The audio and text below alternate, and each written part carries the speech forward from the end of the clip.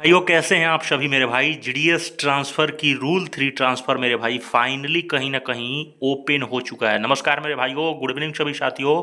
बहुत बड़ी अपडेट्स है साथियों। खुशखबरी है 3 लाख ग्रामीण डाक सेवक भाइयों के लिए। जीडीएस के लिए अब देखो यहाँ पर सुनवाई बेहतरीन तरीके से देखो IT 2.0 के आ जाने के बाद जीडीएस ट्रांसफर वैकेंसी और ट्रांसफर बहुत शेड्यूल से और टाइमली जारी कर रहा है विभाग। बिना देखो देर किए हिचकिचाए मेरे भाई आज फाइनली टाइमलाइन जारी कर दिया है जीडीएस ट्रांसफर की शेड्यूल। और टाइमलाइन इतने बेहतरीन टाइमलाइन जारी किया है मेरे भाई कि आप पूरे वीडियोस को अंत तक जरूर देखना, वीडियो को शेयर करना। सब हम हमसे सीधे जीडीएस सेक्शन से माध्यम से डिपार्टमेंट ऑफ पोस्ट के माध्यम से 21 मई को यानी कि मतलब मेरे भाई आज का दिन है, जो कि कितना बेहतरीन दिन है जीडीएस के लिए कि सभी सीपीएमजी को निर्देशित कर दिया गया है जीडीएस सेक्शन को कि जीडीएस रूल 3 ऑनलाइन ट्रांसफर मई 2026 का शेड्यूलमेंट। ठीक है, अब ये देखो पोर्टल इन्होंने तैयार कर दिया है शुरू से। और देखो इस बार बेहतरीन तरीके से इस बार ट्रांसफर की ये जो टाइमलाइन है इसमें भी चेंजेस आपको नहीं देखने को मिलेगा। पिछली बार IT 2.0 में थोड़ा सा देर हो गया था रिजल्ट को घोषित करने में, लेकिन मेरे भाई सच में IT 2.0 सॉफ्टवेयर जो आया है इससे आने से डाक विभाग में रिवोल्यूशंस तो आया है, क्रांति आया है और बहुत तेजी आई है, जिससे सभी जीडीएस भाइयों के लिए और जितने भी पोस्टल कर्मचारी हैं, हमारे जो लाखों पोस्टल कर्मचारी हैं, उनको भी फायदा मिल रहा है, चाहे हर क्षेत्र में आपको। अब देखो पोर्टल के खुलने से और पोर्टल कब ओपन हो रहा है उसका प्रॉपर टाइमलाइन जारी किया है। अभी देखो आपका जो वैकेंसी अपडेशन और डिवीजन के माध्यम से वैकेंसी अपडेशन बहुत सारे लोगों के अंदर और जो वैकेंसी वाले को लेके बहुत ज़्यादा था सवाल कि क्या सर वैकेंसी अभी चल रही है, अभी 3 ही लिस्ट आया है सर क्या। तो मेरे भाई 3 लिस्ट आया है। मैं आपको ऑलरेडी बोला था कि मैक्सिमम से मैक्सिमम 4 लिस्ट आएगा, इससे ज़्यादा लिस्ट अब नहीं आएगा। ठीक है, इससे ज़्यादा लिस्ट अब मुश्किल है। अब देखो वैकेंसी अपडेशन यानी कि पूरे डिवीजन में कितना कितना वैकेंसी खाली है भारत के सभी डिवीजन में शुरू हो जाएगा 25 मई से लेके 1 जून तक वैकेंसी अपडेशन। यानी कि आप सोचो जितने भी वैकेंसी आपका जो जीडीएस की वैकेंसी थी 2026 वाली सब अब इसी में अपडेट हो जाएगी। आप सोच सकते हो आपका ये जो 3rd लिस्ट था अब शायद 4th लिस्ट आ जाए, वो अब भगवान मतलब समझ सकते हो कि जाने। लेकिन मेरे भाई समझ लो कि पूरा वैकेंसी अपडेशन जितने भी लोगों ने रिजाइन कर दिया या डेथ हो गया या किसी कारण उन्होंने नौकरी छोड़ दिया, मतलब मेरे भाई पूरा वैकेंसी को अपडेट कर देना है। 25 मई से लेके 1 जून तक टाइमलाइन शेड्यूल कर दिया गया।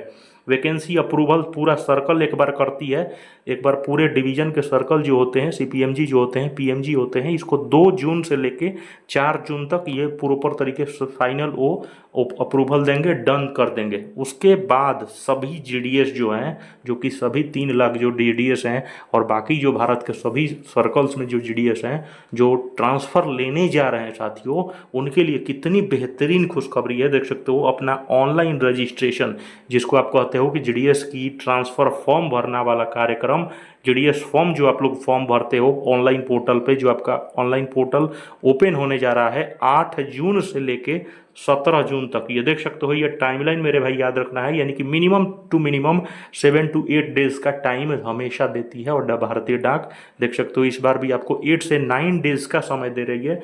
और उसके बाद कितने लोग का क्या होता है कि 1 टाइम मॉडिफिकेशन भी दे दिया है।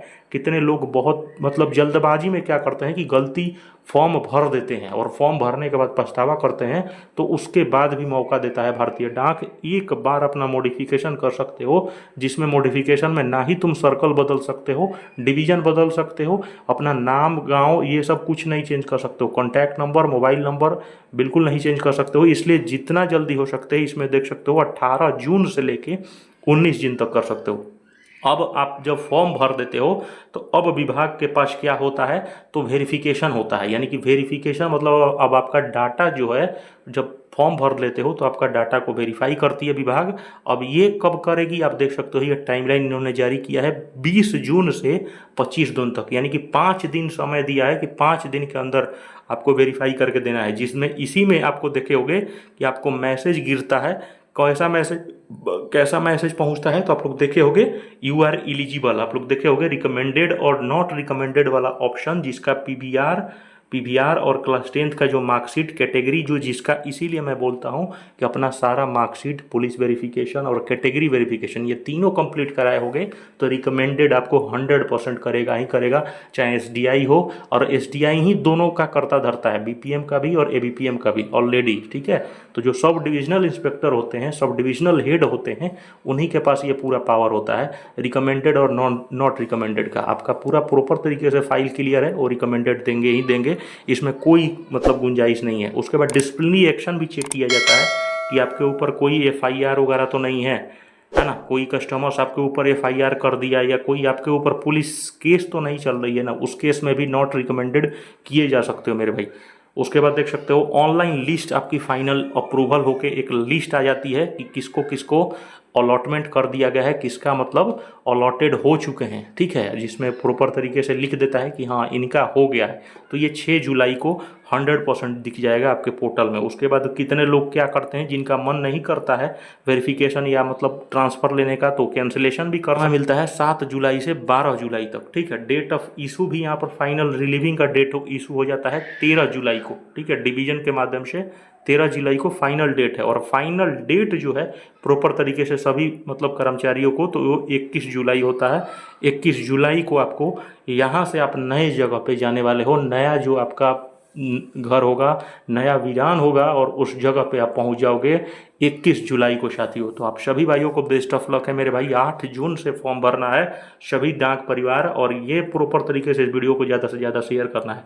अब देखो बहुत प्रॉपर तरीके से एक बार ये भी चेक करो, और इस चीज़ को भी आपको प्रॉपर तरीके से देखना है। देखो यहाँ पर विभाग ने साफ कहा है कि ऐसी वैकेंसियाँ जो 21 मई से लेके और जितना भी डिस्चार्ज, रिजाइनेशन, इंक्लूडिंग जीडीएस जितने छोड़े, वो प्रॉपर तरीके से सब कुछ जीडीएस की वैकेंसी में मतलब देख सकते हो। ये जीडीएस ऑनलाइन 2026 और otherwise not available due to court case, वो सारा कंसिडरेशन कर देगा इसी ट्रांसफ़र में, ठीक है ना। ये टोटल जितनी भी वैकेंसियाँ हैं पूरा, यानी कि ट्रांसफ़र में ठीक ठाक वैकेंसी आएगी मेरे भाई, ये मैं निश्चिंत कर रहा हूँ। क्योंकि देखो 3 ही लिस्ट आया है और वैकेंसी कितनी आई थी, 28,000 की वैकेंसी थी मेरे भाई। 3 लिस्ट में कितने ज़्यादा से ज़्यादा बच्चे होंगे, तो मान सकते हो 15,000 से 17,000 के आसपास वैकेंसी। फिर भी 10,000 का लिस्ट आ रहा है, 10,000 बच्चों का ट्रांसफ़र में ये रिगार्डिंग आने वाला है मेरे भाइयों।